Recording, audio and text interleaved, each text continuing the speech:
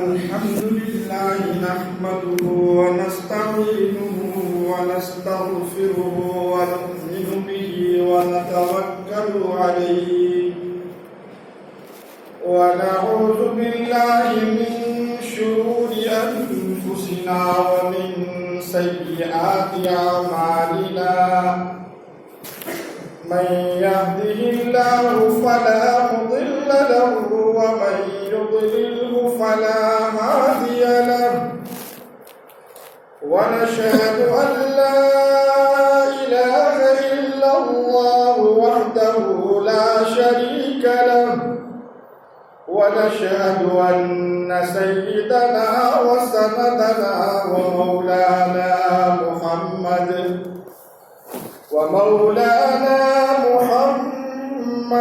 عبده ورسوله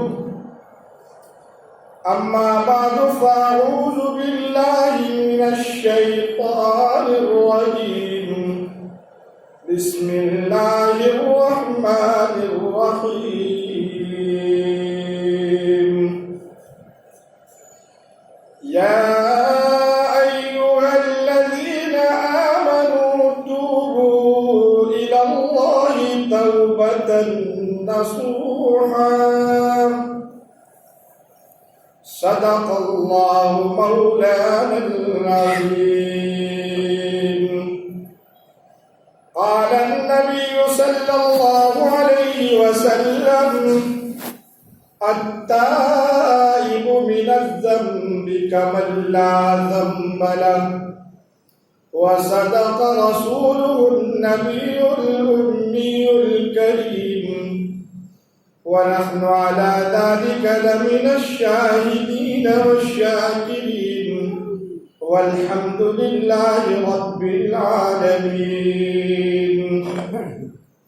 يا رب صل وسلم دائما أبدا على حبيبك خير الخلق كلهم.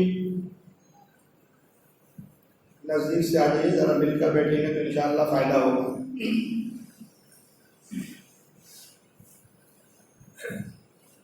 نعت پاک کے چند شعر سماعت فرما لیں، اس کے بعد انشاءاللہ بات ہوگی.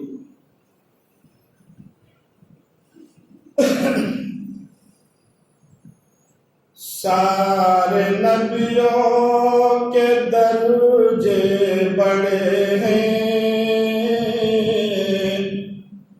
لیکن آقا کا منصب جدا ہے. سارے نبیوں کے درجے بڑے ہیں لیکن آقا کا منصب جدا ہے. وہ امام صف انبیاء ہیں، وہ امام صف انبیاء ہیں. ان کا رتبہ بڑوں سے بڑا ہے. کوئی لفظوں سے کیسے بتا دے ان کے رتبے کی حد ہے تو کیا ہے. میں نے اپنے بڑوں سے سنا ہے، میں نے اپنے بڑوں سے سنا ہے، صرف اللہ ان سے بڑا ہے. سارے نبیوں کے درجے بڑے ہیں لیکن آقا کا منصب جدا ہے. نام جنت کا سب نے سنا ہے، میں نے اس کا نظارہ کیا ہے. میں یا بتا دوں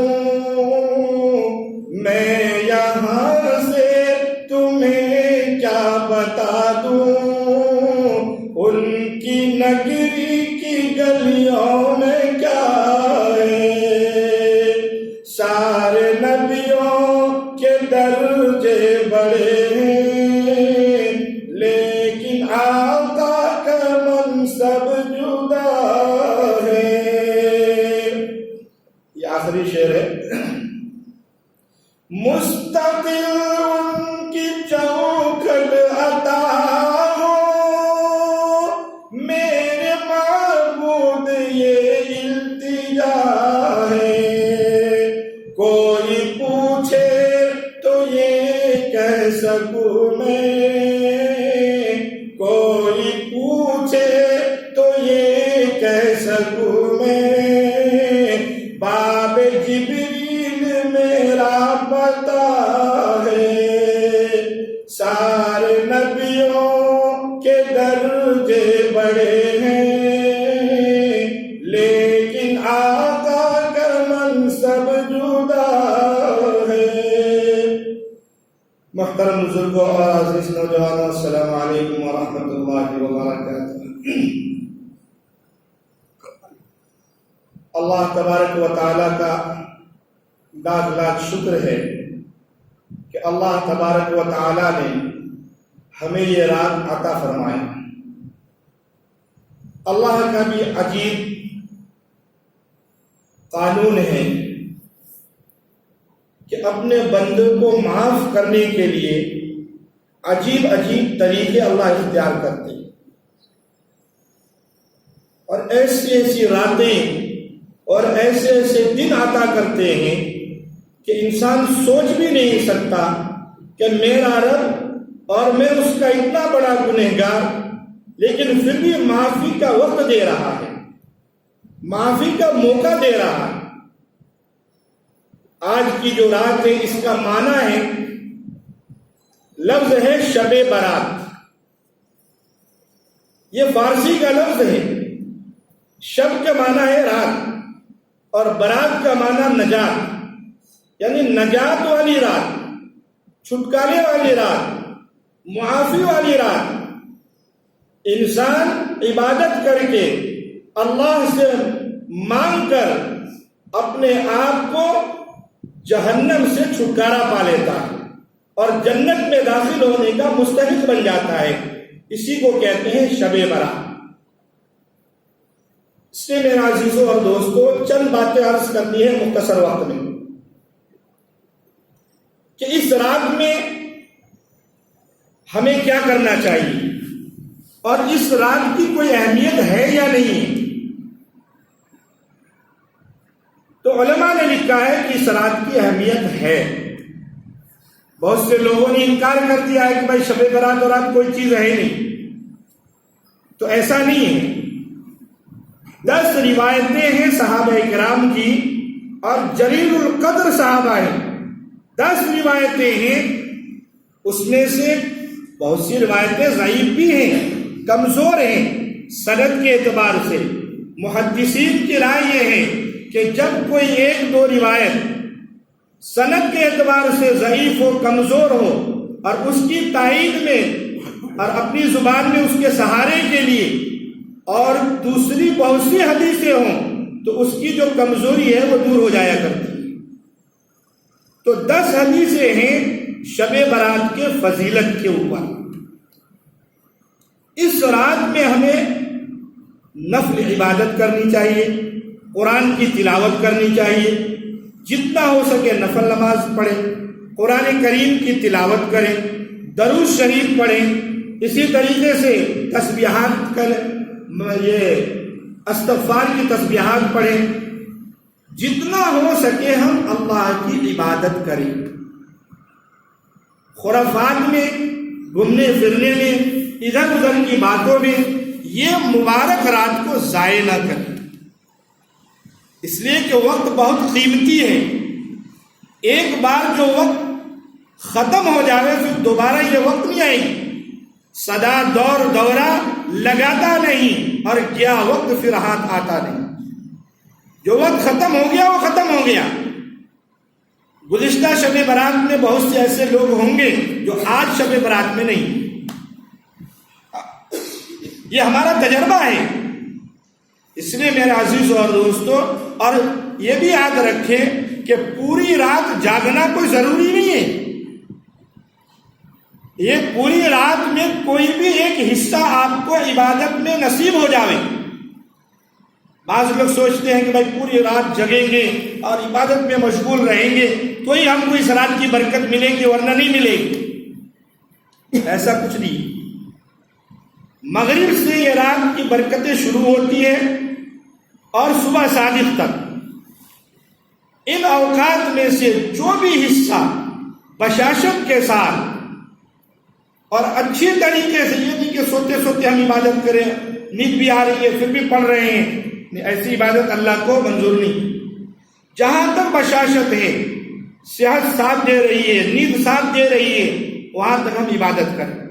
اس کے بعد نیند آ جائے سو جائے. پھر فجر کی نماز جماعت کے ساتھ پڑھیں. سب سے بڑی عبادت کیا ہے؟ عشاء کی نماز جماعت کے ساتھ پڑھیں. اور اگر عبادت نہیں بھی کر سکتے، سو گئے، اور پھر فجر کی نماز جماعت کے ساتھ اگر ہم پڑھتے ہیں تو پوری رات عبادت کرنے کا ثواب ہم کو ملے گا. وہ ذات کتنا رحیم ہے، کتنا کریم ہے کہ ہمیں سونے پر بھی عبادت کا ثواب دیتا ہے. دنیا میں ایسی کوئی ذات نہیں، کوئی حاکم نہیں ہے، کوئی آقا نہیں ہے کہ سونے کے بعد بھی پگار چالو رہے. ہے کوئی بات نہیں ہے. لیکن اللہ کی ذات ایک ایسی ذات ہے کہ اگر عشاء کی نماز پڑھ کے جماعت کے ساتھ سو جاؤ اور فجر جماعت کے ساتھ پڑھو، پوری رات عبادت کا ثواب دیتا ہے. اس لیے میرے عزیز اور دوستو، یہ رات بہت اہمیت والی رات ہے. اس میں بہت سارے ایسی چیزیں ہیں جو اللہ تبارک و تعالی فرشتوں کے حوالے کر دیتے ہیں.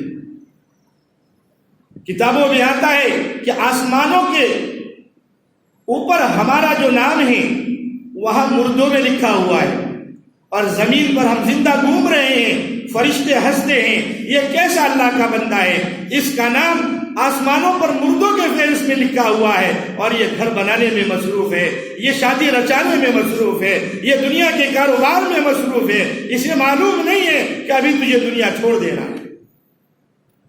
اسے معلوم نہیں ہے. میرے عزیز اور دوستو، صبح سے شام تک ہم جتنا گناہ کرتے ہیں اللہ حفاظت فرما، اللہ حفاظت فرما. صرف ایک روز ہم صبح سے لے کے شام تک کا رات میں بیٹھ کر جس طریقے سے دکان کا ہم حساب کرتے ہیں ویسے ہی اپنے آپ کا محاسبہ کریں کہ میں فجر کے بعد سے جب میں گھر سے نکلا تھا اور رات کو جب میں گھر آیا تو صبح سے لے کر شام تک میں نے کتنی نیکیاں کی اور کتنی برائیاں کی. بیٹھ کے ذرا حساب کریں. آپ جب حساب کرنے بیٹھیں گے آپ کو خود اندازہ ہو جائے گا. مجھے آپ کا حساب کرنے کی ضرورت نہیں ہے، ہر آدمی کو اپنا حساب کرنے کی ضرورت ہے. خود اسے معلوم ہو جائے گا کہ صبح سے شام تک میں نے 10 میں سے 8% میں نے برے ہی کام کی، صرف 2% ہم نے اچھا کیا. میرے عزیز اور دوستو، یہ بہت ضروری ہے. جب ہم اپنا محاسبہ کرنا شروع کر دیں نا، اور ڈاکٹر عبدالحی صاحب عارفی رحمۃ اللہ علیہ نے فرمایا ہے کہ صبح جب تم اٹھو، اٹھنے کے بعد یہ اپنے نفس سے یہ وعدہ کر لو کہ میں غلط کام نہیں کروں گا، شام تک بالکل کوئی برا کام نہیں کروں گا، نہ جھوٹ بولوں گا، نہ چوری کروں گا، نہ دھوکہ دوں گا، نہ دغا دوں گا، نہ کسی کی غیبت کروں گا، کوئی غلط کام نہیں کروں گا. یہ اپنے آپ سے وعدہ کرو اور پھر اللہ سے دعا بھی کرو کہ اے اللہ میں تو کمزور بندہ ہوں، میں تو گنہگار بندہ ہوں، میں نے ایک وعدہ کر لیا ہے، اے اللہ اس وعدے کے اوپر پورا اتارنا تیرا کام ہے، تو مجھے اس وعدے کے اوپر پورا اتار دے. پھر شام تک آپ قدم پھونک پھونک کر رکھیں اور شام کو آ کر بیٹھ کر ہم ساتھ آہستہ آہستہ روزانہ جب ہم کریں گے نا تو آہستہ آہستہ برائیاں ہمارے زندگیوں میں سے ختم ہو جائیں گی اور ہماری زندگی پاک اور صاف زندگی بن جائے گی.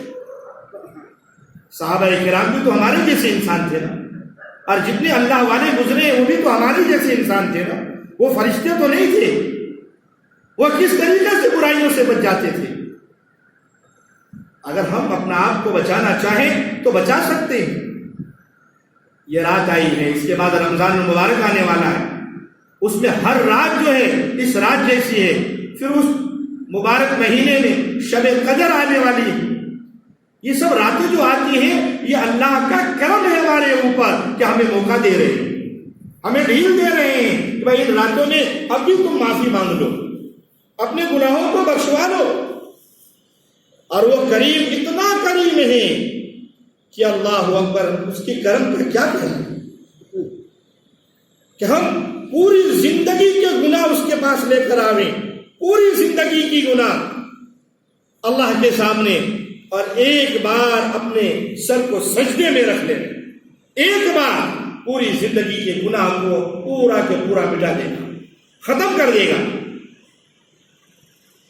فرمایا قل یا عبادی الذین اسرفوا علی انفسہم لا تقنطوا من رحمت اللہ، اے نبی میرے بندوں سے کہہ دیجئے، قل یا عبادی الذین اسرفوا علی انفسہم، اگر تم نے اپنے جانوں پر بہت ظلم کر لیا، بہت گناہ کر لیے، تمہیں گھبرانے کی ضرورت نہیں، اللہ کی رحمت سے مایوس ہونے کی ضرورت نہیں۔ تم اللہ کے سامنے آ کر اپنے جبینے نیاز جھکا کر دیکھو، طلب کا دامن پھیلا کر دیکھو، اللہ کے سامنے مانگ کر دیکھو، اللہ کو بلا کر دیکھو۔ تمہیں اللہ کو بلانے میں دیر ہو سکتی ہے لیکن اللہ کو بخشنے میں دیر نہیں ہو سکتی، اللہ بخش دے گا۔ یہی ہمارے طرف سے بڑے بڑے گنہگاروں کو اللہ نے بخشا، بڑے بڑے گنہگار، تو ہمیں اللہ نہیں بخش سکتا۔ حضرت موسیٰ علیہ السلام کے زمانے کے ایک واقعہ لکھا ہے، وہب ابن منبع رحمۃ اللہ علیہ نے اس واقعے کو نقل کیا ہے کہ حضرت موسیٰ علیہ السلام کے زمانے میں ایک بہت ہی گنہگار شخص تھا، اتنا گنہگار، اتنا سرکش کہ پورے کے پورے بستی والے اس سے تنگ آ گئے تھے، پریشان ہو گئے تھے، اور یہاں تک کہ سب بستی والے مل کر حضرت موسیٰ علیہ السلام کے پاس آئے اور کہا کہ حضرت اسے بستی سے نکال دیجئے، ہم تنگ آ چکے ہیں، اس کی برائیوں سے تنگ آ گئے، اسے بستی سے نکال دیجئے۔ سب نے مل کر اس شخص کو بستی سے باہر نکال دیا، گیٹ سے باہر پھینک دیا، جاؤ۔ وہ جیسے گیٹ سے باہر اسے پھینکا، اس کی موت آئی اور وہ دنیا سے رخصت ہو گیا۔ کچھ دنوں کے بعد، بہت زیادہ وقت نہیں گزرے تھے، اللہ تبارک و تعالیٰ نے حضرت موسیٰ علیہ السلام کو وحی بھیجی، اے موسیٰ میرا ایک ولی ہے، فلاں جگہ پر ہے، تم وہاں جاؤ اور جا کر اسے غسل دو، اسے کفن پہناؤ اور اس کی جنازے کی نماز بھی پڑھو۔ اور یہ بھی کہا کہ اے موسیٰ تم اعلان کر دو کہ جو اپنی پوری زندگی کے گناہ معاف کروانا چاہتا ہے وہ اس کے جنازے کی نماز میں شامل ہو جائے، میں اللہ اس کی پوری زندگی کے گناہ معاف کر دوں گا، صرف اس کے جنازے میں شامل ہونے کے لیے۔ جب اعلان کیا موسیٰ علیہ السلام نے، پوری کی پوری بستی ٹوٹ پڑی کہ چلو ہمارے گناہ تو معاف ہو جائیں گے، ہمارے گناہ تو معاف ہو جائیں گے۔ اب پوری کی پوری بستی ٹوٹ پڑی دروازے کی طرف، شہر کے دروازے کی طرف۔ جب بستی کے لوگ وہاں پہنچے اور اسے دیکھا تو سب سکتے میں رہ گئے، یہ تو وہی ہے جسے ہم نے گاؤں سے باہر کیا تھا، شہر سے باہر کیا تھا۔ کہا کہ موسیٰ یہ کیا ہے؟ یہ تو وہی شخص ہے۔ حضرت موسیٰ علیہ السلام کے اوپر پھر وحی آئی۔ موسیٰ علیہ السلام نے کلیم اللہ تھے، کہا کہ اللہ یہ کیا معاملہ ہے؟ یہ تو وہ شخص ہے جسے ہم نے شہر سے باہر کیا تھا۔ کہا کہ موسیٰ تم نے تو باہر کر دیا تھا، جب یہ شہر سے باہر ہو گیا اس نے دائیں دیکھا، بائیں دیکھا، آگے دیکھا، پیچھے دیکھا، اس کے اپنے کوئی نظر نہیں آئے، کوئی اس کے پاس نہیں تھا جو اس کا ہو، اس نے مجھے پکارا اور کہا کہ اے اللہ اگر تو مجھے بخش دے گا تو تیری بادشاہی میں کوئی کمی ہونے والی نہیں ہے، اگر تو نہیں بخشے گا تو تیری بادشاہی میں کوئی زیادتی ہونے والی نہیں ہے۔ اے اللہ کوئی اور در تو بھی نہیں ہے کہ میں کسی اور در پہ چلا جاؤں، اے اللہ اگر تو نہیں بخشے گا تو پھر میں کہاں جاؤں گا، میں کدھر جاؤں گا، میں تو پردیسی ہوں۔ موسیٰ نے بھی ہمیں چھوڑ دیا، موسیٰ کی قوم نے بھی ہمیں باہر نکال دیا، اے اللہ میں کہاں جاؤں، کدھر جاؤں، میں تو تجھ سے ہی امید رکھتا ہوں۔ اور میں نے سنا ہے کہ قرآن میں تو نے کہا ہے کہ میں بہت بخشنے والا اور رحم کرنے والا ہوں۔ اے اللہ تو رحیم ہے، تیری رحمت کی صفت ہے، تو بخشنے والا ہے، اے اللہ تو نہیں بخشے گا تو پھر کون بخش سکتا ہے؟ کہا کہ موسیٰ میرا وہ بندہ جو مجھے رحیم اور رحمان کر کے پکارے، میری رحم کی دہائی دے اور میرے رحم کی بھیک مانگے، اے موسیٰ، اور پھر وہ پردیسی ہے، اس کو میں کیسے چھوڑ سکتا ہوں، اسے کیسے میں معاف نہیں کر سکتا ہوں، میں تو پردیسیوں کے ساتھ ہوں۔ اگر یہ میرا بندہ میری رحم کی دہائی دے کر اگر پورے شہر کے لیے معافی مانگتا، اے اللہ پورے شہر کو معاف کر دے، اے موسیٰ میری عزت کی قسم، میری جلال کی قسم، میں پورے شہر کو معاف کر دیتا، اس لیے اے موسیٰ میں نے اسے معاف کر دیا۔ اتنے بڑے گنہگار تو ہم نہیں ہیں نا، اتنا بڑا گنہگار کو جب اللہ معاف کر سکتا ہے تو ہمیں معاف نہیں کر سکتا؟ لیکن شرط یہ ہے کہ ہم اللہ کے پاس مانگے، معافی مانگے۔ اسی لیے کہا ہے ہم تو مائل بکرم ہیں کوئی سائل ہی نہیں، ہم تو مائل بکرم ہیں کوئی سائل ہی نہیں، راہ کسے دکھلائے کوئی رہرو منزل ہی نہیں۔ جب مانگنے والا ہی نہیں ہے تو اللہ دے تو کسے دے؟ میرا عزیز اور دوستو، یہ دنیا والوں میں اور اللہ میں یہی فرق ہے کہ ہم دنیا والوں سے مانگیں گے، دنیا والے ناراض ہو جاتے ہیں، اور اللہ سے اگر نہیں مانگیں گے تو اللہ ناراض ہوتا ہے۔ بہت زیادہ آپ کا وقت نہیں لوں گا انشاءاللہ، کم وقت میں بہت زیادہ باتیں ہو جاوے اور ہم اسے سن کر عمل کریں، یہ اصل چیز ہے۔ سنتے تو ہم بہت ہیں، سننا اصل کمال نہیں ہے میرے بھائیوں، سن کر اس پہ عمل کرنا یہ اصل کمال ہے۔ اللہ تبارک و تعالیٰ کو ٹوٹا ہوا جو دل ہوتا ہے نا، یہ بہت زیادہ پسند ہے۔ میں نے ابھی جو حدیث مبارکہ تلاوت کی ہے، اس نے کیا فرمایا؟ التائب من الذنب کمن لا ذنب لہ۔ اللہ کے رسول فرماتے ہیں کہ توبہ کرنے والا ایسا ہے کہ اس نے گناہ کیا ہی نہیں۔ جب انسان اللہ سے توبہ کر لیتا ہے، اللہ سے معافی مانگ لیتا ہے، اللہ تبارک و تعالیٰ اس کے نام اعمال سے جتنے بھی اس کے گناہ ہیں وہ سب کو معاف کر دیتے ہیں، بلکہ صاف کر دیتے ہیں، فرشتوں سے بھی بھلا دیتے ہیں۔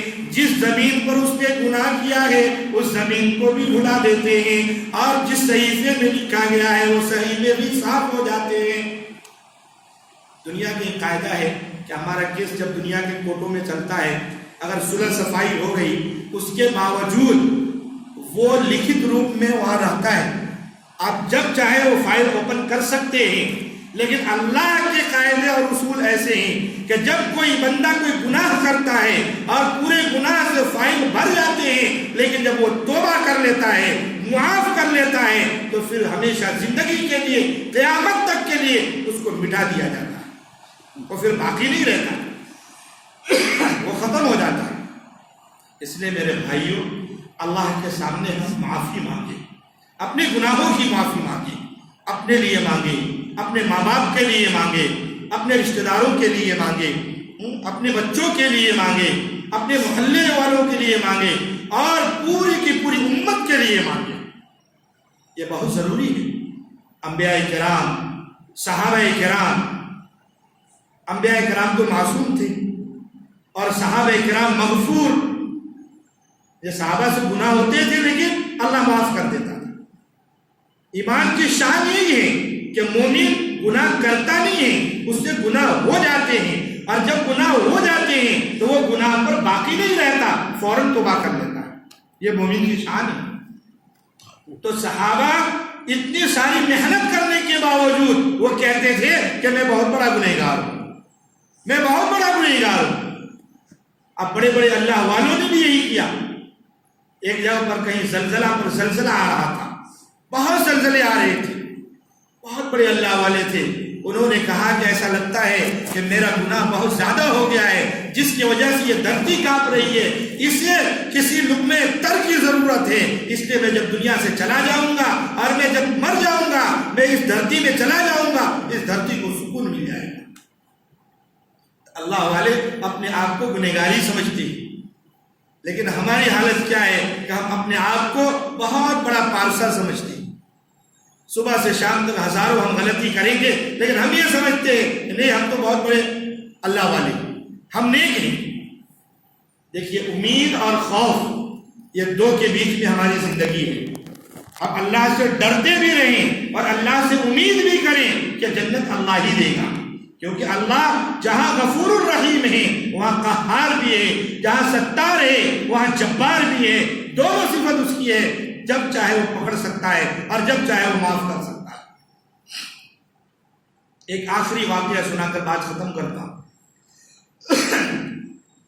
ایک تو آپ کو سب بتا دیا کہ رات کو ہمیں کیا کرنا ہے، اور میں یہ تو کہتا ہوں کہ ان راتوں میں نوافل سے زیادہ ہم قضائے عمری پڑھیں.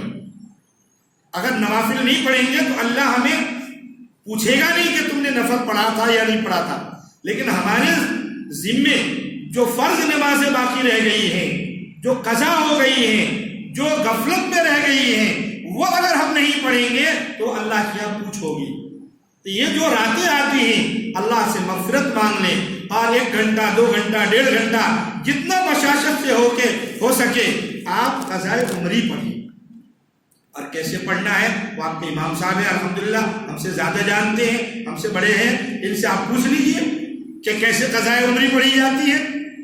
اور آپ پڑھیں، جب بھی ایسا موقع آئے آپ پڑھتے رہیں. میرے بھائیوں یہ بہت ضروری ہے، ادھر ادھر کے خرافات سے قضائے عمری زیادہ ضروری ہے. اور اللہ سے معافی مانگے، اور ہو سکے تو کل کے دن روزہ رکھیں. کوئی فرض واجب نہیں ہے، بہت زیادہ ہے تو مستحب ہے. سرکار دو عالم صلی اللہ علیہ وسلم پورے سال میں سب سے زیادہ شعبان میں روزہ رکھا کرتے تھے، اور فرماتے تھے کہ میں اس لیے روزہ رکھ رہا ہوں تاکہ شعبان میں ہمارے اعمال جو ہیں وہ اللہ کے سامنے پیش ہوتے ہیں. میں یہ چاہتا ہوں کہ میرا عمل جب میرے رب کے سامنے پیش ہو تو میں اس حالت میں ہوں کہ میں روزہ سے. یہ فرض واجب نہیں ہے، جس کو چاہے بشاشت سے آپ رکھ سکتے ہیں، کوئی نہ رکھے اس پر ہم لان تان نہیں کر سکتے کہ تو نے کیوں نہیں رکھا. اپنے ماں بہنوں سے بھی کہیں، عورتوں سے بھی کہیں کہ وہ خرافات میں رات نہ گزاریں، ادھر ادھر کی باتوں میں رات نہ گزاریں. شیطان نہیں چاہتا ہے کہ ہم اللہ کی عبادت کریں، شیطان نہیں چاہتا ہے کہ اس رات کی برکت سے ہم فائدہ حاصل کریں. وہ دوسری چیزوں میں ہماری ماں بہنوں کو لگا دیتا ہے، کھانے میں، پینے میں، پکانے میں. وہ کھانے پینے پکانے میں لگ جاتی ہیں اور عبادت نہیں کر پاتی. بھائی انہیں بھی تو جنت میں جانا ہے، ہمیں بھی جانا ہے، انہیں بھی جانا ہے. کھانا پینا تو اور روز بھی ہو سکتا ہے، اچھے اچھے کھانا تو اور دن میں ہم کھا سکتے ہیں، لیکن یہ جو رات ہے ہمیں عبادت کے لیے اللہ نے دیا ہے. اس لیے شیطان نہیں چاہتا کہ ہم عبادت کریں. اور جہاں تک بات رہی قبرستان جانے کی، سرکار دو عالم صلی اللہ علیہ وسلم اس رات میں زندگی میں فقط ایک بار قبرستان گئے. اس رات میں، اس رات کی بات کر رہا ہوں، شب برات میں زندگی میں ایک بار گئے ہیں. اس لیے سنت سمجھ کر ہم کبھی کبھی اس رات کو جاویں اور کبھی نہ بھی جاویں تو کوئی حرج نہیں. اور حضور صلی اللہ علیہ وسلم اکیلے گئے ہیں، قافلے کے ساتھ نہیں گئے. بھائی تھوڑا عمل کریں گے اور ہمارے نبی کے طریقے کے مطابق کریں گے، اس میں ثواب ہوگا. اور بہت زیادہ عمل کریں گے اور جہاں ہمارے نبی کا طریقہ چھوٹ جائے گا اس میں کوئی ثواب نہیں. یہ آپ کو بتائیں کہ بھئی حج کے موقع پر کچھ دن ہیں جو عرفات کے میدان میں اللہ بھیج دیتے ہیں. حالانکہ حرم میں ایک نماز پڑھو، 1,00,000 نماز پڑھنے کا ثواب ملتا ہے کہ نہیں؟ 1,00,000 ثواب کو اللہ چھوڑوا دیتے ہیں اور کہتے ہیں کہ جاؤ عرفات میں بیٹھ جاؤ. اب ہم سوچیں کہ اللہ ہم عرفات میں کیوں جائیں؟ یہاں تو 1,00,000 کا ثواب ملتا ہے اور عرفات میں ہم پڑھیں گے تو 1,00,000 کا تھوڑی ثواب ملے گا. ہم نہیں جائیں گے تو کیا ہوگا؟ آپ کا حج ادا ہوگا؟ نہیں ہوگا نا. کیوں؟ کہ نہ عرفات میں کچھ رکھا ہے اور نہ مکہ مدینہ میں کچھ رکھا ہے, نہ مسجد میں کچھ رکھا ہے. رکھا ہے تو اللہ کے حکموں میں رکھا ہے. اللہ نے مکہ کو مکہ بنایا تو مکہ مکہ بنا, اللہ کے حکموں کی وجہ سے بنا ہے. اگر ہم اللہ کا حکم نہ مانے تو پھر کسی چیز میں کچھ نہیں رکھا ہے. اصل اللہ کا حکم ہے. اللہ نے کہا کہ نکلو, یہاں 1,00,000 کا ثواب نہیں ملے گا اور عرفات میں جاؤ وہاں ثواب ملے گا. تو میرا یہ واقعہ سنانے کا مقصد یہی ہے کہ بھائی جو کام بھی ہم کریں ہم پہلے دیکھیں نبی کی طریقہ ہے, اس میں نبی کی سنت ہے, ہمارے نبی نے اس میں کیا تھا. کیونکہ ہمارے سامنے نبی کا طریقہ ہونا چاہیے نا بھائی. یہ دین ہمیں نبی کے پاس سے آیا ہے تو ہم نبی کی زندگی کو دیکھیں کہ ہمارے نبی ہر وقت کی دعائیں اور ہر چیز سکھا کر چلے گئے. تو کیا شب برات میں جاگنے کا طریقہ نہیں بتایا؟ قبرستان میں جانے کا طریقہ نہیں بتایا؟ پوری سال بھر ہے ہمارے پاس, ہم روز جاویں, کون منع کرتا ہے؟ ہم روز جاویں. بلکہ اللہ کے نبی نے تو فرمایا کہ تم قبرستان جایا کرو تاکہ آخرت یاد آئے. جایا کرو, منع نہیں کیا ہے. اور آپ نے یہ روایت بھی سنی ہے کہ حضور صلی اللہ علیہ وسلم اس رات کو جنت البقیع چلے گئے تھے اور حضرت عائشہ کو ایسا محسوس ہوا کہ کہیں ہمارے سوکن کی طرف تو نہیں چلے گئے دوسری بیویوں کے پاس, اور آپ ڈھونڈتے وہاں پہنچ گئی تھی. لیکن دیکھا کہ اللہ کے رسول صلی اللہ علیہ وسلم سجدے میں سر رکھے ہوئے ہیں اور اللہ سے کچھ باتیں کر رہے ہیں. پھر وہاں سے واپس آئے تو پتہ یہ چلا کہ اللہ کے رسول جب گئے تھے قبرستان تو اپنے بیوی کو بھی پتہ نہیں چلا کہ کہاں کر گئے تھے اور ہم کیا کر. تو یہ نبی کے طریقے کا خلاف ہے.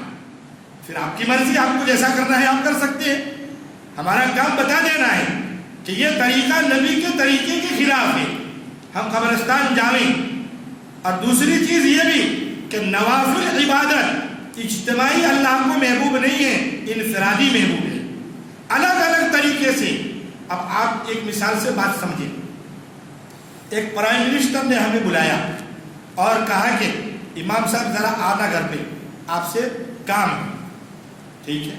اب امام صاحب نے کہا کہ مولانا شمیم اختر صاحب آپ بھی چلیے میرے ساتھ. انہوں نے کہا بھائی آپ بھی چلیے, روشن بھائی آپ بھی چلیے, فلاں بھائی آپ بھی چلیے. سب کو ساتھ میں لیا اور لے کے پرائم منسٹر کے پاس چلے گئے. اب پرائم منسٹر ان کو کیا کرے گا؟ وہاں بٹھائے گا یا بھگا دے گا؟ بھائی تم کو ہم نے اکیلے بلایا تھا اور تم پورے کے پورے مقتدیوں کو اٹھا کے لے کر چلے آئے, اس لیے واپس جاؤ, کوئی کام نہیں ہے. یہی مثال ہے نوافل کی. نفل عبادتوں کی مثال یہی ہے کہ اللہ کے یہاں تنہائی میں جا کر اللہ سے مانگے, اور فرائض جو ہیں وہ جماعت کے ساتھ ہو, وہ سب کے ساتھ ہو, اکیلے نہیں, سب کے ساتھ ہو.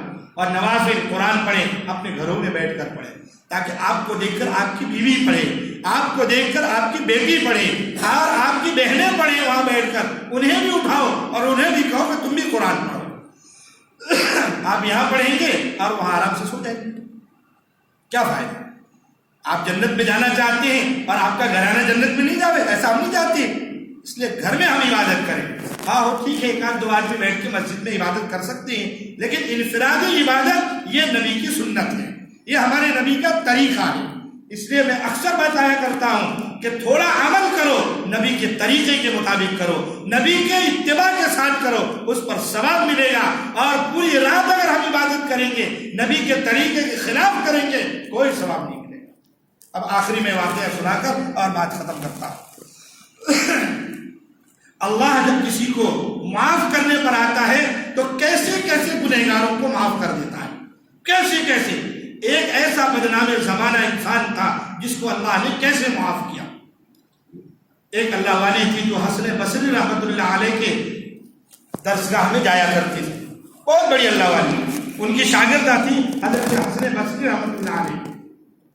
اللہ نے دولت بھی دیا تھا, جوانی کے عالم میں ان کے شوہر کا انتقال ہو گیا، بچہ 10-11 سال کی عمر ہوگی، ایک ہی بچہ تھا۔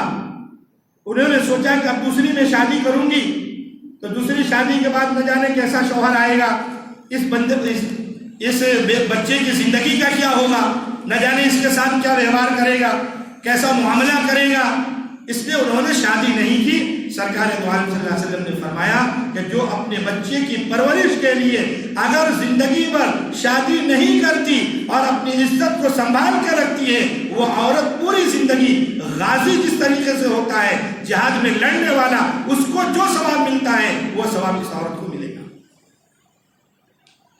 اب بچہ جوان تھا، گھر پہ آیا، کھانا کھایا اور چلا جاتا تھا، کبھی 2 دن 3 دن 4 دن نہیں آتا تھا دوستوں کے ساتھ، کیونکہ جوانی ہے، شباب ہے، اور پھر پیسے بھی ہیں اور پیسے والے تھے، سب کچھ ہے۔ اور آپ کو معلوم ہے کہ جوانی ہو اور پھر پیسے ہو، یہ جوانی کا اور پیسے کا نشہ جو ہوتا ہے وہ کلوروفارم جو ہوتا ہے نا، جو نشے کی دوائیاں ہوتی ہے، گولیاں جس کو سنایا جاتا ہے کہ آدمی بالکل نشے میں پتہ ہی نہیں چلتا ہے کہ اسے چیرا جا رہا ہے یا کیا کیا جا رہا ہے۔ تو جوانی اور پیسے کے نشے ایسے ہوتے ہیں، وہ پیسے کے نشے میں، جوانی کے نشے میں وہ جاتا 2 دن 3 دن 4 دن نہیں آتا، جب گھر آتا بہت دیر سے آتا، ماں بیچاری پریشان رہتی، دروازہ کھولتی، کھانا بناتی، کھانا کھلاتی، ماں تو ماں ہی ہے نا، ماں تو ماں ہے، وہ کھانا کھلاتی، اور پھر حسن بصری رحمۃ اللہ علیہ کے پاس لے کر جاتی کہ حضرت ذرا اسے سمجھاویں، اس کے لیے دعا کریں۔ حضرت گھنٹوں گھنٹوں سمجھاتے، بھائی دیکھ تیری زندگی ہے، تو بنا لے، سنوار لے، تم غلط بچوں کے ساتھ مت رہو، غلط پیسہ نہ اڑاؤ، شراب مت پیو، گناہ مت کرو۔ کون سمجھاتے پھر ویسے کہ ویسے ہو جاتا۔ پھر ماں بیچاری پریشان ہوتی، درس میں جاتی، حضرت سے درخواست کرتی کہ حضرت دعا کرائے۔ دیکھیے ماں کا دل بہت نرم ہوتا ہے۔ حافظ ابن قیم رحمۃ اللہ علیہ نے ایک واقعہ لکھا ہے کہ میں اپنے گلی سے گزر رہا تھا، میں نے ایک دروازے پر دیکھا، یہ 8-9 سال کا بچہ تھا، اس کی ماں غصے میں اسے گھر سے دھکا دے رہی تھی، اسے مار رہی تھی، بہت مارا اور کہا کہ تو نے مجھے بہت ستایا ہے، تو یہاں سے بھاگ جا، باہر نکل جا۔ بچہ بیچارہ روتے روتے باہر نکل گیا، ماں نے دروازہ بند کر لیا۔ حافظ ابن قیم رحمۃ اللہ علیہ کھڑے ہو کر دیکھ رہے ہیں، فرماتے کہ میں دیکھتا تھا کہ دیکھوں کہ یہ بچہ کیا کرتا ہے۔ دیکھتے رہے، وہ بچہ گیا، گلی کے موڑ سے اندر چلا گیا، تھوڑی دیر کے بعد وہاں کھڑے ہو کر کچھ سوچتا رہا، سوچتے سوچتے پھر واپس آیا۔ اب اسے مار تو پڑی تھی، کافر رو رہا تھا، پھر آیا دیکھا دروازہ بند ہے، دروازے پر بیٹھا، روتے روتے وہیں پر سو گیا سر رکھ کر۔ کچھ دیر کے بعد ماں نے کسی کام کی وجہ سے دروازہ کھولا، ابھی غصہ ٹھنڈا نہیں ہوا تھا، دیکھا پھر یہاں کھڑا ہے، پھر تو آگے یہاں سے بھاگ جا، نالائق یہاں سے، میرے نظروں سے دور ہو جا۔ وہ کھڑا ہو گیا اور کہا کہ امی جان میں تو چلا ہی گیا تھا، اور میں نے یہ سوچ لیا تھا میں کسی کے گھر پہ نوکری کر لوں گا، مجھے روٹی تو مل جائے گی، ہوٹل میں برتن صاف کر لوں گا، مجھے کھانا تو مل جائے گا، میں کچھ نہ کچھ کر لوں گا، مجھے کپڑا بھی ملے گا، مجھے کھانا بھی مل جائے گا، زندگی اچھی چلی جائے گی۔ لیکن امی جان پھر تھوڑی دیر میں سوچا کہ سب کچھ تو مل جائے گا، لیکن ماں جو پیار کرتی ہے وہ پیار تو مجھے نہیں ملے گا نا، وہ پیار تو نہیں ملے گا نا، اس لیے میں واپس آئی۔ امی جان تیرے جیسے پیار کرنے والا، تیرے جیسے محبت کرنے والا، دنیا کی ہر چیز مجھے مل سکتی ہے لیکن یہ نہیں مل سکتی۔ اب یہ بات جب ماں سنی ہے، اس کے دل کی مچل چکا ہے، اور وہ اسے اپنے گلے سے لگاتی ہے اور کہتی ہے کہ بیٹا اگر تجھے یہی ہے کہ ماں جیسے کوئی محبت نہیں کر سکتا تو چل میں تجھے معاف کر دیا۔ یہ ماں ہوتی ہے، اور اس ماں سے بھی کتنا گناہ جب میرا اللہ ہے تو سوچئے اپنے بندوں کو کیسے معاف کرے گا۔ جب ماں معاف کر دیتی ہے تو اس سے تو 70 گنا سے زیادہ ہے اللہ، تو اللہ کی رحمت کا کوئی اندازہ ہی نہیں ہے۔ تو ماں بیچاری پریشان ہوتی، وہ بچہ آتا، اب ایسا ہو گیا کہ دھیرے دھیرے اس کی عادت اتنی بگڑ گئی کہ وہ شراب کی لت اور پھر بیماری، اور اتنی خطرناک بیماری ہو گئی کہ ڈاکٹروں نے اسے لا علاج بیماری قرار دے دیا، کیونکہ بار بار جب شراب، پھر شباب، پھر غلط کاری، زنا کاری، یہ کرتے کرتے، کیونکہ پیسہ بھی تھا، سب کچھ تھا، خوب لٹا رہا تھا، اب اتنی حالت خراب ہوئی کہ وہ بستر پر آ کر لیٹ گیا۔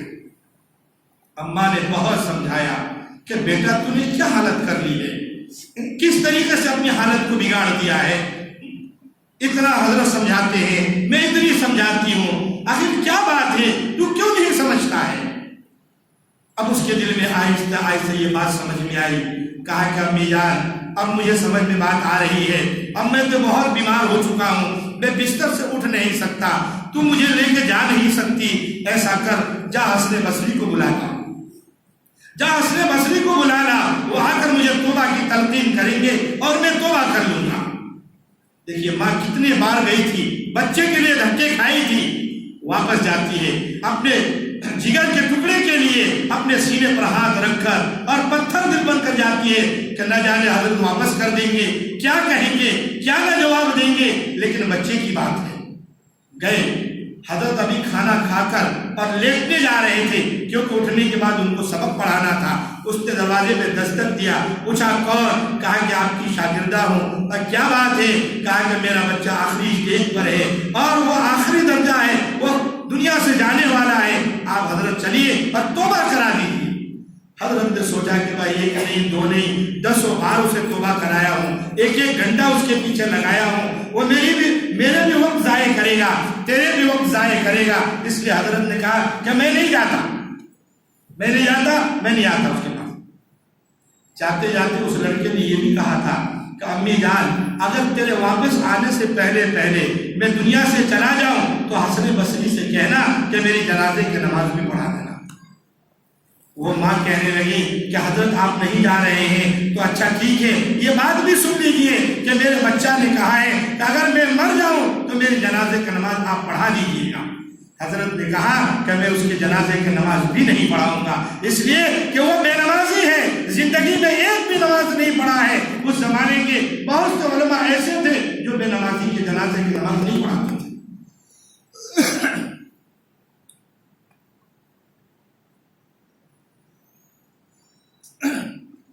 اور اس حدیث سے استدلال کرتے تھے کہ من ترک الصلاۃ متعمدا فقد کفر، کہ جس نے جان بوجھ کر نماز چھوڑا وہ کافر ہو گیا۔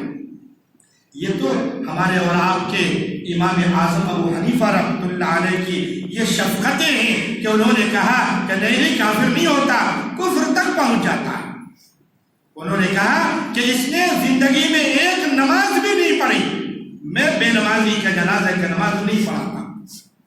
اب سوچئے ایک ماں، بچہ ادھر بیمار، آخری اسٹیج پر ہے، وہ پریشان، ان کے پیر نے منع کر دیا کہ میں نہیں جاؤں گا وہاں پر، نماز جنازہ بھی نہیں پڑھاؤں گا۔ اب وہ ماں روتی ہوئی بلکتی ہوئی آہستہ آہستہ گھر پہ آ رہی ہے۔ بیٹے نے دیکھا کہ ماں روتی روتی آ رہی ہے، کہا کہ امی جان کیا بات ہے، کیوں تو رو رہی ہے، آخر کیا معاملہ ہوا؟ کہا کہ بیٹا تو اتنا برا کیوں ہو گیا ہے، تو اتنا خراب کیوں ہو گیا ہے کہ وقت کا اتنا بڑا ولی تیرے پاس آنے کے لیے انکار کر رہا ہے، تیرے جنازہ پڑھانے کے لیے انکار کر رہا ہے، تو کیوں اتنا برا ہو گیا ہے؟ اور کیا کہ رونا شروع کر دیا۔ وہ بھی رو رہی ہے، بچہ بھی رو رہا ہے۔ بچہ نے کہا کہ امی جان رونے کی ضرورت نہیں ہے، اب میری ایک وصیت سن لے، اگر میں دنیا سے چلا جاؤں تو میرے مرنے کے بعد اپنے دوپٹے کو لینا اور میرے گلے میں باندھ دینا اور کتے کی جیسے مجھے گھسیٹنا۔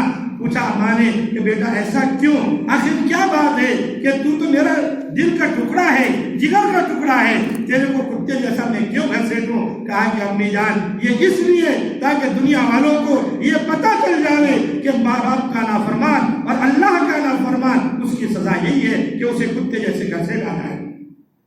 اور کہا کہ امی جان مجھے قبرستان میں دفن نہ کرنا، اسی صحت اور آنگن میں دفن کر دینا، اس لیے کہ کہیں ایسا نہ ہو کہ مجھے قبرستان میں دفن کیا جائے اور میری گناہوں کی وجہ سے قبرستان والوں کو تکلیف ہو، اس لیے مجھے یہی دفن کر دینا۔ یہ کہنا تھا، اس کی روح پرواز کر لی۔ ماں اس کی آنکھوں کو بند کرنا شروع کیا، اتنے میں دروازے پہ دستک ہوئی۔ پوچھا کہ من دق الباب، کون ہے دروازے پر؟ کہا کہ حسن بصری ہوں۔ کہا کہ حضرت آپ تو منع کیے تھے، آخر کیا بات ہے؟ کہا کہ تیرے جانے کے بعد میں سو گیا قیلولہ کے لیے، خواب میں اللہ کی زیارت ہوئی، اللہ نے کہا کہ اے بصری تو میرا کیسا ولی ہے کہ میرے ایک ولی کے جنازہ پڑھانے سے تو انکار کرتا ہے؟ میں سمجھ گیا کہ اللہ نے تیرے بیٹے کی توبہ قبول کر لی، اس لیے میں آیا ہوں، اس کی تجویز و تفویض کرو، میں جنازہ کی نماز پڑھوں گا۔ میرا عزیزو، جب میرا پیارا اللہ اتنے بڑے گنہگار کو بخش سکتا ہے تو پھر مجھے اور آپ کو کیوں نہیں بخش سکتا ہے؟ ضرور بخش سکتا ہے، شرط یہ ہے کہ ہم اللہ سے معافی مانگیں، اللہ سے ہم بخشش مانگیں، اللہ کے سامنے جائیں اور گر گڑاویں، اللہ ہمیں انشاءاللہ ضرور معاف کرے گا۔ اپنی بات کو اسی پر ختم کرتا ہوں۔ اللہ تبارک و تعالیٰ سے دعا فرمائے، اللہ تبارک و تعالیٰ ہم جیسے گنہگاروں کو اللہ اپنے بخشش کے دامن میں لے لے اور ہمیں معاف کر دے، اللہ ہم سب کی مغفرت کر دے، اللہ تبارک و تعالیٰ ہمارے پوری بستی والوں کو مغفرت کر دے، پورے امت مسلمہ کی اللہ مغفرت کر دے، اور اللہ تبارک و تعالیٰ اس رات کی برکت سے ہمیں محروم نہ کرے۔ بہت سارے ایسے لوگ ہیں جو اس رات کی برکت سے محروم ہو جاتے ہیں۔ اگر وہ میں بیان کرنے جاؤں گا انشاءاللہ 10 سے 11 بج جائے گی، اب مجھے 11 بجانا نہیں ہے، اس لیے مختصر 2 منٹ کے اندر میں بات کر دیتا ہوں۔ ایک تو وہ انسان ہے جو ماں باپ کا نافرمان ہے، جو ماں باپ کا نافرمان ہے، اپنے ماں باپ کے ساتھ وہ برا برتاؤ کرتا ہے، اللہ اس بابرکت رات میں اس کی مغفرت نہیں کرتا جب تک کہ اس کا معاملہ اپنے ماں باپ کے ساتھ اچھا نہ ہو جائے۔ اس لیے علماء نے لکھا ہے کہ 4 ایسے گنہگار ہیں جن کے جہنم میں جانے سے کوئی روک نہیں سکتا۔ 4 ایسے گنہگار ہیں، اس میں سے ایک وہ ہے جو قطع رحمی کرنے والا ہو، رشتے کو توڑنے والا ہو۔ نمبر 2 بوڑھا زانی، جو بوڑھا ہو اور زنا کرتا ہو۔ اور نمبر 3 اپنا پاجامہ جو ٹخنوں سے نیچے تکبر کی وجہ سے لٹکاتا ہو۔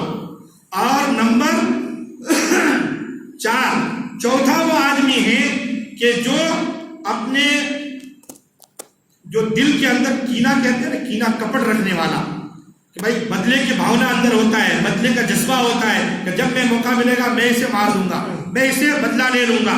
یہ 4 انسان ایسے ہیں، اس کو جہنم میں جانے سے کوئی نہ روک سکتا جب تک کہ وہ توبہ نہ کر لے، معافی نہ مانگ لے۔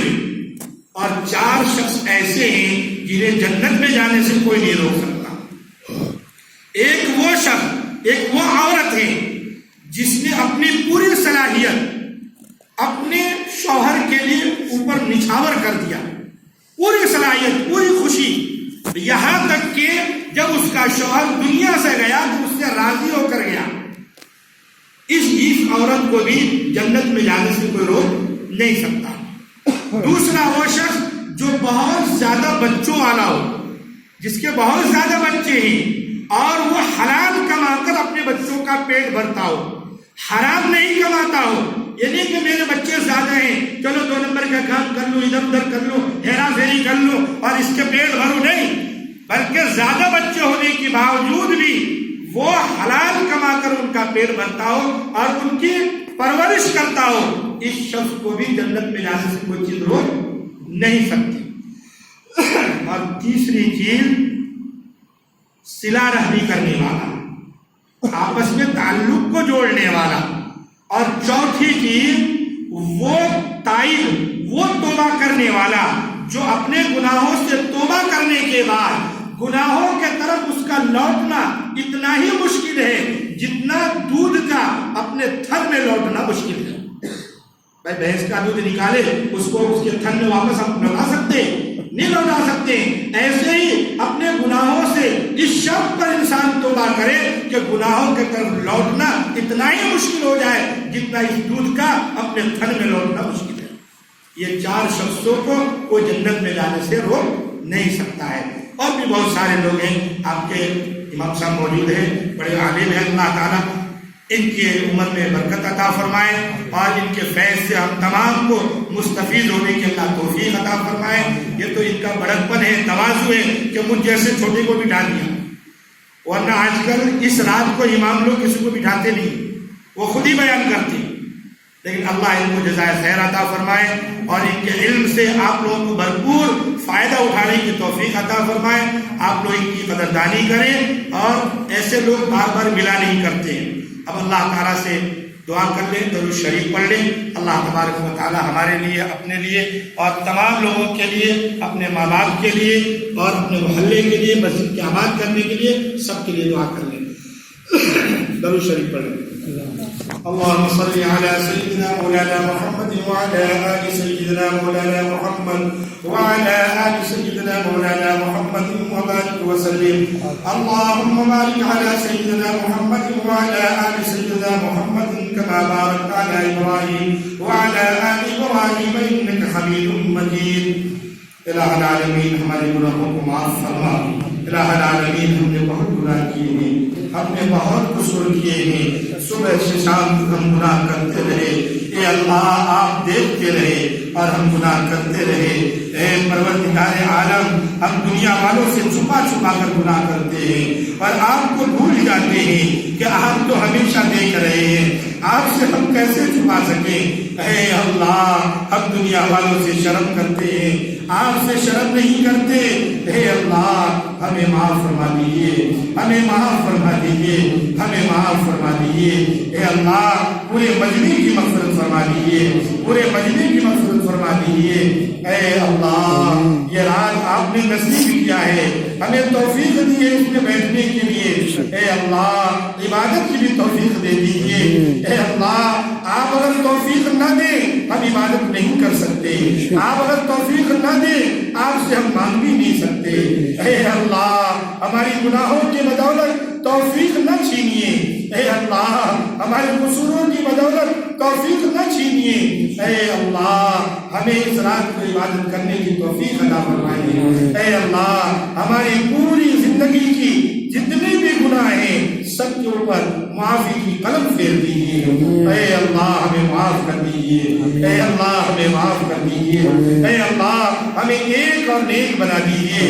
اے اللہ ہمیں ایک اور نیک بنا دیجیے. آپس میں محبت عطا فرمائیے, مودت عطا فرمائیے, آپس کی رنجشوں کو دور فرمائیے, کینہ کو دور فرمائیے, بغض کو دور فرمائیے, عداوت کو دور فرمائیے.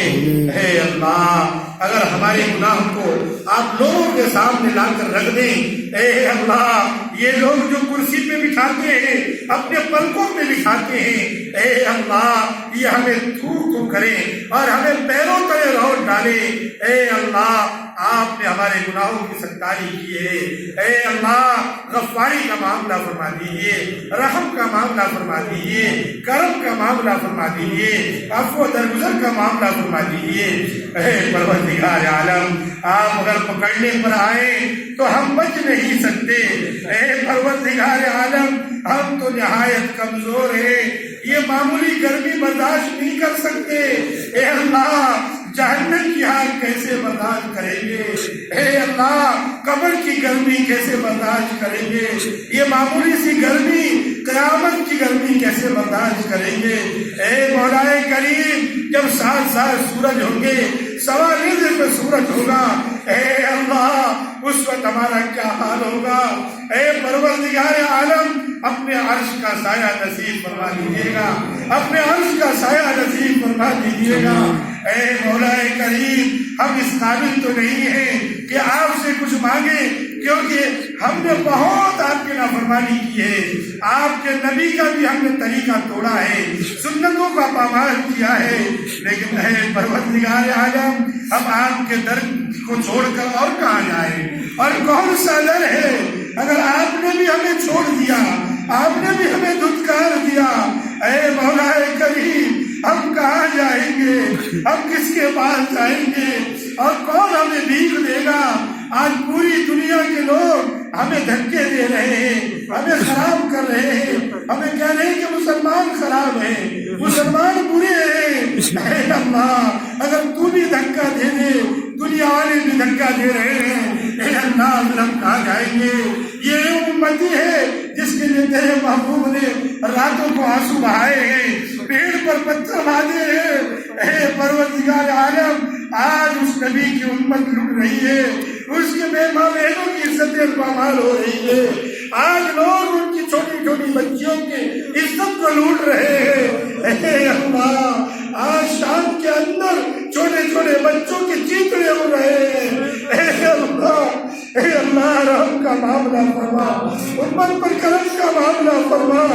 آج امت کے اوپر بہت کٹھن معاملہ آیا ہے، آج ظالموں نے اظہار کر دیا ہے۔ اے پروردگار عالم آپ دیکھ رہے ہیں، آپ جانتے ہیں کہ ہماری گناہوں کی پاداش ہے، ہمارے اعمال کا نتیجہ ہے، لیکن اے پروردگار عالم اس امت کو تیرے نبی نے بڑی محنتوں سے سنوارا ہے، بڑی محنتوں سے اس کو پروان چڑھایا ہے۔ اے پروردگار عالم ہمیں معاف کر دیجیے، شام والوں کی حفاظت کیجیے، ان کے جان مال کی حفاظت کیجیے، فلسطین والوں کی حفاظت کیجیے۔ اے اللہ جہاں جہاں مسلمان پریشان حال ہے سب کی پریشانی کو دور فرما دیجیے، ماں بہنوں کی بھی پریشانی کو دور فرما دیجیے۔ اے اللہ نہ جانے ہم کیا کیا دلوں میں لے کر بیٹھے ہیں، آپ علیم و بذات الصدور ہیں، آپ بہتر جانتے ہیں۔ اے اللہ ہماری حاجتوں کو پورا کر دیجیے، ہماری ضرورتوں کو پورا کر دیجیے۔ اے اللہ کوئی رزق کی وجہ سے پریشان حال ہے، کوئی دکانداری سے پریشان حال ہے، کوئی قرض کی وجہ سے پریشان حال ہے۔ اے اللہ کوئی بچے سے پریشان حال ہے، کسی کے پاس بچے نہیں ہیں اس سے پریشان حال ہے، کوئی شادی کے بغیر ہے وہ شادی کے لیے پریشان ہے۔ اے اللہ سب کی پریشانی کو دور کر دیجیے، سب کی پریشانی کو دور کر دیجیے۔ اے اللہ پورے مجمع کی مغفرت فرما دیجیے، پورے محلے والوں کی مغفرت فرما دیجیے، اس مسجد کو آباد فرما دیجیے، جو کہا سنا کیا اس کے عمل کی توفیق عطا فرمائیے۔ اے اللہ اس رات کی برکت نصیب فرمائیے، سب کو نبی کا سچا پکا غلام بنا دیجیے، اپنا عاشق بنا دیجیے۔ اے اللہ جو مانگا اسے بھی عطا کیجیے، جو مانگنے سے رہ گیا اسے بھی عطا کر دیجیے۔ اے اللہ جو بیمار ہے انہیں شفائے کاملہ عطا فرما دیجیے۔ اے اللہ جو جیلوں میں ہے، اے اللہ بے گناہ بے قصور جیلوں میں ہے، یہ رمضان کا مہینہ آ رہا ہے، پھر عید آئے گی، اپنے بچوں سے بچھڑ چکے ہیں، اپنے بیوی اور ماں باپ سے بچھڑے ہیں۔ اے اللہ ان کے دل پر کیا گزرتی ہوگی، ہم کیا محسوس کر سکتے ہیں، جب ہمارے اوپر آئے تو ہی محسوس ہوگا۔ اے اللہ رہائی نصیب فرما دیجیے، رہائی نصیب فرما دیجیے۔ اے اللہ ہم سب کی جان مال ایمان عزت آبرو کی حفاظت فرمائیے۔ اے اللہ آپ کے محبوب نے جتنے خیر کے لائن سے دعائیں مانگی ہے، اے اللہ ہم سب کا اس میں حصہ نصیب فرمائیے۔ جتنے شرور و فتن سے بنا مانا ہے ہم سب کی پوری امت کی حفاظت فرمائیے۔ اے اللہ ہماری دعا کو محض اپنے فضل و کرم سے سرکار دو عالم صلی اللہ علیہ وسلم کے صدقے نزول میں قبول فرمائیے۔ وصلی اللہ تعالی علی خیر خلقہ محمد و آلہ و صحبہ اجمعین برحمتک یا ارحم الراحمین۔